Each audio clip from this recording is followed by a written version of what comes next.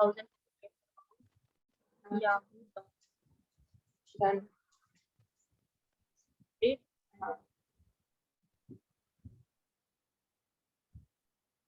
हो गया update. Date 1 जुलाई 1 2 हाँ 1 ठीक है।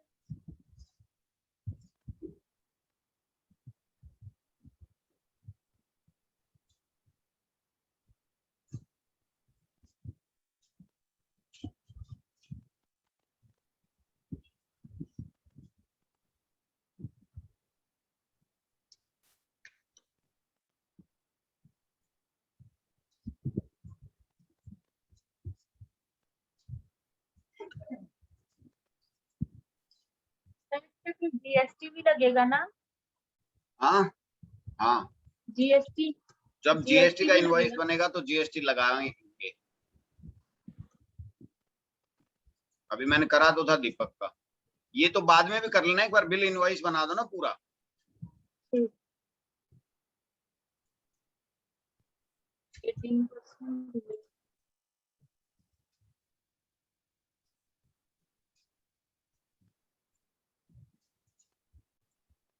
कैपिटल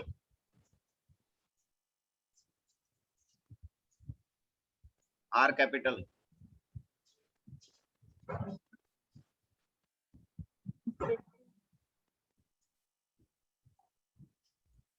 बहुत स्लो टाइप करते हुए।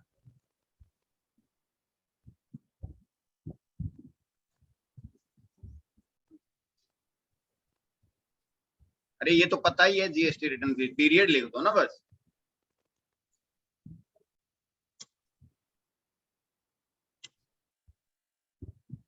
ए कैपिटल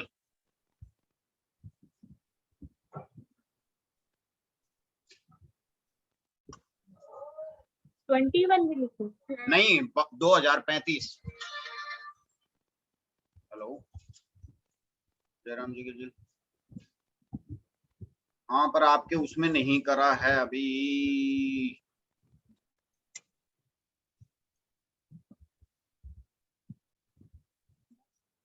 तो आप पुराने वाले पे कर लो, कोई नहीं, वो तो कुछ नई चीजें हैं। हाँ अब पिछले वाले से कर लो वो। नहीं नहीं उसमें कोई दिक्कत नहीं, वो कुछ और चीजें अपडेट है, वो परचेज से रिलेटेड अपडेशन है। और फिर और भी कुछ नई चीजें हैं तो मैं आपको बताऊंगा इत्मीनान से। ठीक है। आ गया था। यार बाकी क्या करना है आपने, क्या प्रॉब्लम है पूछ लो ना। सर ये कॉमा आ रहा है 21 के बाद। आने दो ना, आपको क्या दिक्कत है, आप टाइप करके एंटर मार दो ना, कोमा अपने आप आने दो। वो तो जानबूझ के डाला है मैंने कोमा, क्यों?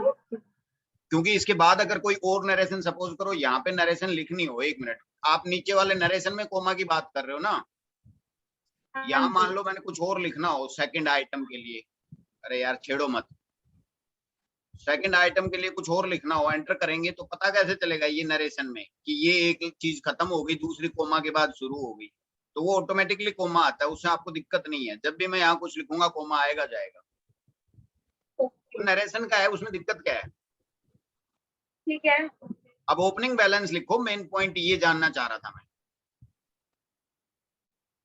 ओपनिंग बैलेंस ऊपर चेक में, ऊपर चेक।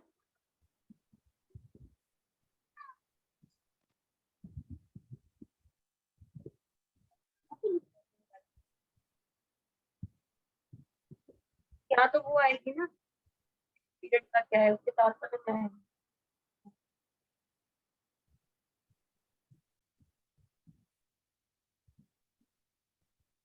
क्या है। यार थोड़ा जल्दी कर दो, मैं तो फालतू में मेरा टाइम खराब हो रहा है। ओपनिंग बैलेंस इसी में लिखूं सर? अरे यार इसमें लिखेंगे ना, फिगर के आगे, आगे अमाउंट के आगे लिखेंगे ना, उसमें तो रेफरेंस लिखेंगे। देखा नहीं था अभी पिछले में, इसका मतलब आंख बंद करके नहीं देखते हो यार। 11,032 रुपए थोड़ी रह रखा है इनका, फिर पेमेंट दिखाओगे। ओपनिंग बैलेंस था सर, ये जो उसमें ओपनिंग लिखा था, बैलेंस। अच्छा पिछला बिल का हाँ। रेफरेंस, अब उस बिल का रेफरेंस यहाँ लिखोगी, मतलब ओपनिंग बैलेंस क्या है, ये पिछला बिल है।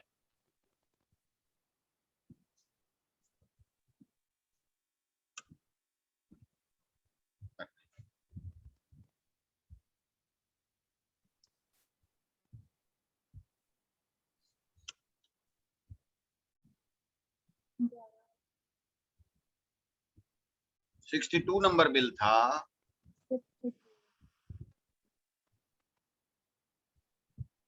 मैं कर दूं यार, आप लोग तो 1 घंटे में कर रही हो, तो आपकी स्पीड भैया घर पे बैठ के थोड़ी स्पीड ठीक करो।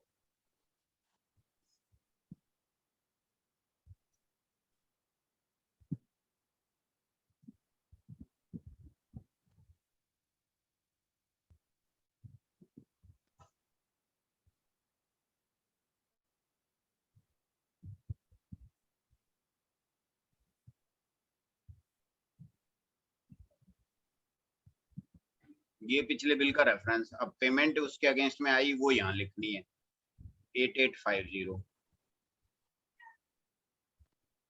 वो कह रहे नेगेटिव में लिखो 8850, तो 8082 लेने हैं। यहाँ तो 7182 आ रहा है। सर वो जीएसटी नहीं लगा ना इन जीएसटी दोनों वाली पे, एंट्री और नहीं डली।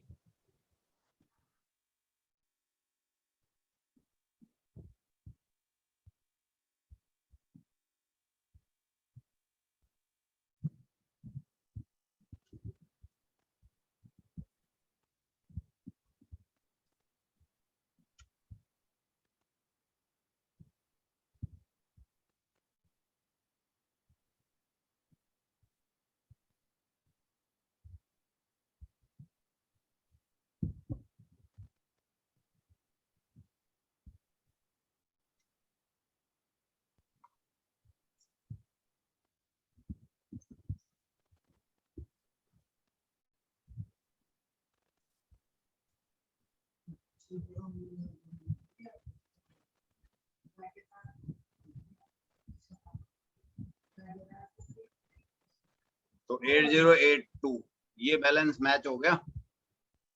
हाँ जी। अब हम इसको सेव कर देते हैं।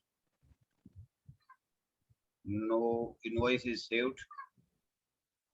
सर हाँ ये 8850 वाला बताना एक बार मुझे। अभी देखो इनवॉइस पे क्या Payment 8850, ये तो पेमेंट रिसीव हुई है ना इनसे इस बिल के बाद। ये था बिल 62, इस बिल के अगेंस्ट में 8850 पेमेंट आई, तो यही चीज हमने इनवॉइस पे मेंशन कर दी कि आपका ओपनिंग बैलेंस था 11,032 रुपए, और ये इस बिल के अगेंस्ट में 1 मार्च का बिल था, पेमेंट रिसीव हुई इतनी, तो इसमें से ये बैलेंस प्लस 590 जोड़ के टोटल आज बैलेंस ड्यू है ये ठीक है। ₹8,082 ओनली, और बिल है इतने का, ड्यू है इतना।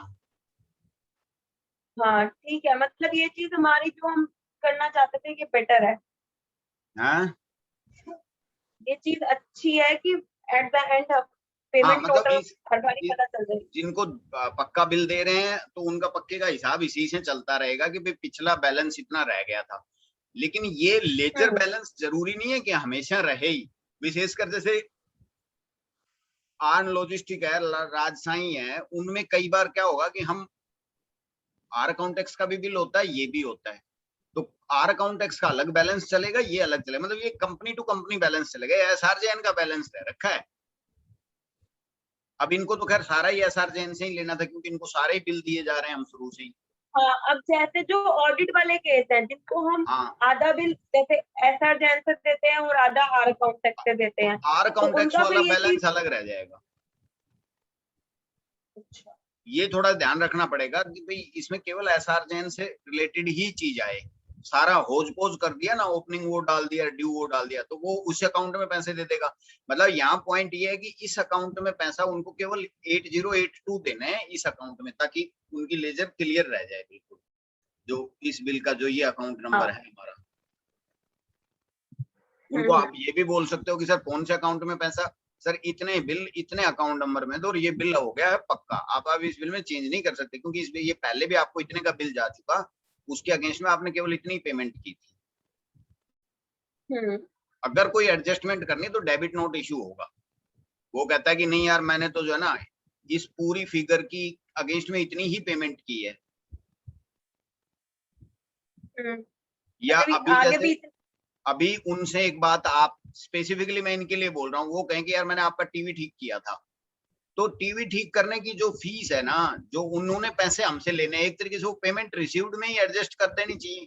सपोज करो कहते हैं 2100 रुपए टीवी ठीक करने का खर्चा आपका, तो ये 10,000 कर देंगे हम। तो या तो हम इस इनवॉइस को एडिट कर लें, यहाँ पे एडिट करने के लिए हम इस इनवॉइस को, 3 नंबर इनवॉइस है ना ये,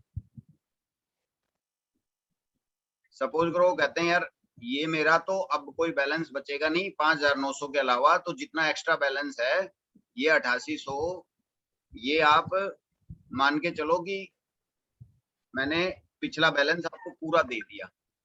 तो अगर हम इसको 11,032 करें तो फिर 59 होगा।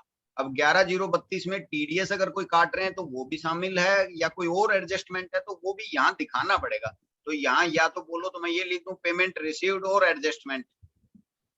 हाँ, डेबिट नोट अगर इश्यू होगा तो वो ऑटोमेटिकली माइनस कर देगा 5,900 में से। हाँ, इसको दे दो। हैं? एक मिनट अभी बता रही हूँ। सर अगर आप इसको, इसमें हम डिस्काउंट ने सोचा 8850। क्या- देखो आप बात कहो तो पूरी कहो, आधी अधूरी बात कहने से मेरे समझ में नहीं आती है। नहीं, मैं कह रही थी हमने ये सोचा था ना कि हम एक डिस्काउंट वाला वो भी ऐड ऑन कर देंगे।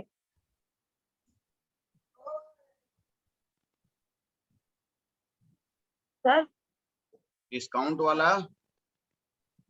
मतलब मान लो जैसे कोई पेमेंट कम करवाता है या कुछ करवाता है, हाँ, तो वो इसी में ही तो एक करोगे, डिस्काउंट। यहीं पे ही अमाउंट इसी में ऐड कर दो ना। डिस्काउंट सब इसी में, पेमेंट रिसीव्ड में ही तो कम होगा। बाकी अदरवाइज तो वैसे डिस्काउंट तो डेबिट नोट इश्यू होता है। तो एडिटी तो डिस्काउंट का कोई एज सच, देखो बिल फाइनल होने से पहले अगर वो कहता कि यार डिस्काउंट करो भैया मैं 2,000 रुपए फीस दूंगा, तो फिर तो हम एडिट वाले मोड में आ ही रखे हैं, बिल की वैल्यू 2,000 कर दी तो अपने आप ही हो गया डिस्काउंट 6,900 रुपए। अलग से डिस्काउंट वो तो फिर दिखाना उतने का तो बिल बनाएगी ना। बिल ही उतने का बन जाएगा। अगर बन गया उसको भेज दिया और बाद में वो कहता नहीं जी 2,500 रुपए का रेट ज्यादा लगा दिया आपने, कम रेट लगाओ, तो हम उसको कम रेट कर देंगे, तो वो तो डिस्काउंट यही हो जाएगा। नहीं हम कहे चलो जी 250 रुपए आपको डिस्काउंट दिया तो कम हो गया, तो वो डिस्काउंट तो एक तो वो हुआ जो बिल बनने के बाद उसी बिल में ठीक करना है, तो वो तो डिस्काउंट कह लो चाहे बिल की करेक्शन कह लो।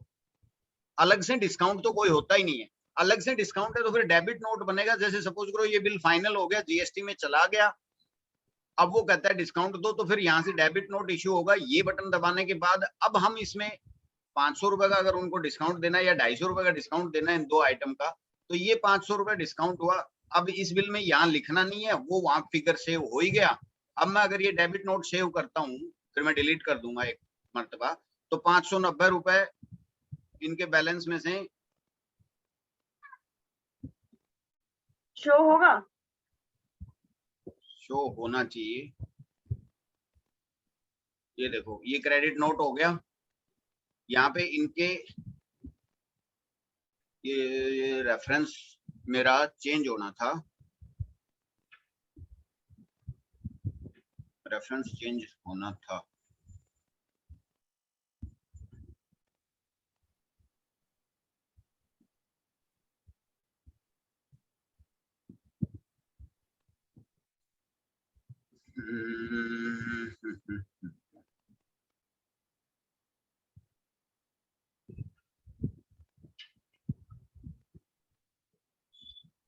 मैं दोबारा आता हूँ।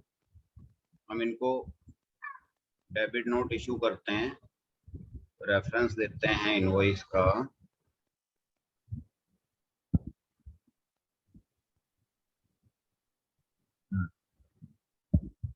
क्योंकि ये तो ये उठा रहा है। इलेक्ट्रॉनिक केयर का लास्ट इनवॉइस जो बना था वो ये बना था।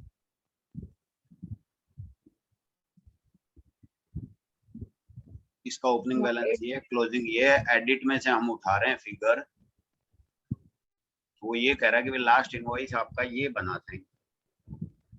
अब क्योंकि हमने उसमें इस इनवॉइस में हमने इनको 590 रुपए का क्रेडिट नोट दिया। ये तो ओरिजिनल इनवॉइस आ गया 3700 क्यों आ रहा है इसमें? पहले तो मेरा फिगर अलग आ, अच्छा डेबिट नोट लिखता हूँ तो ये फिगर 5900 माइनस हो जाता है।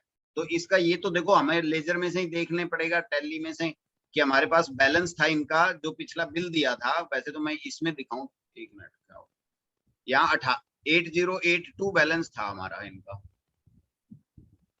8082। तो इस पे 8082 लिखेंगे अब ओपनिंग बैलेंस, इस बिल का रेफरेंस देंगे 8082, क्योंकि अब डेबिट नोट बना रहे हैं हम, क्रेडिट नोट, अब बिल नहीं बना रहे। और यहाँ रेफरेंस हाथ से चेंज करना पड़ेगा इस केस में, कि बिल नंबर 2122 3 नंबर बिल के अगेंस्ट में डिस्काउंट दे रहे हैं हम, और वो बिल है हमारा 1 जून 21 का। समझ रहे हो?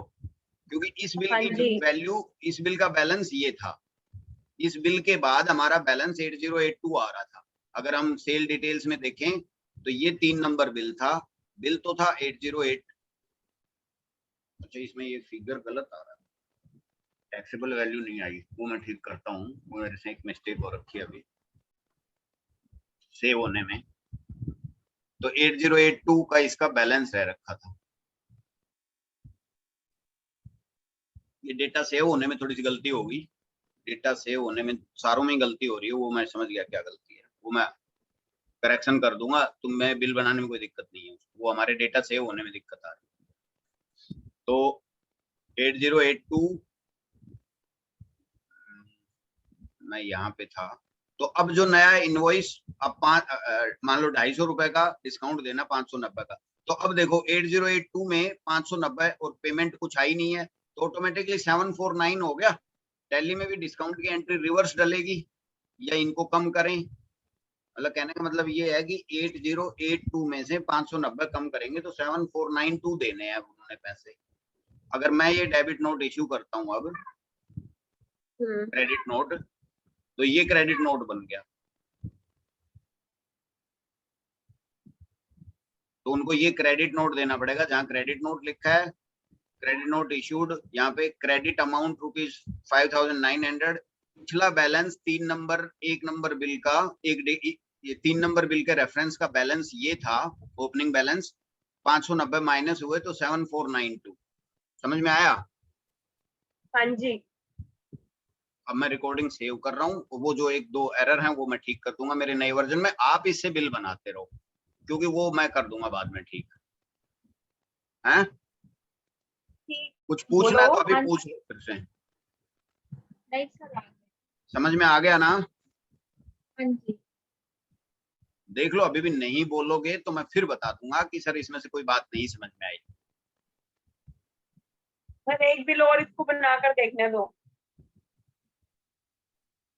नहीं बना के तो मैं नहीं रोक रहा, बना के तो देख ले, या तो ये कहो कि मैं रोक देता हूँ, मैं वीडियो रोक देता हूँ, आप बना के मुझे दिखा देना कि सर देखो ये बना है, ठीक है ना? हाँ जी सर। हाँ जी। ठीक है।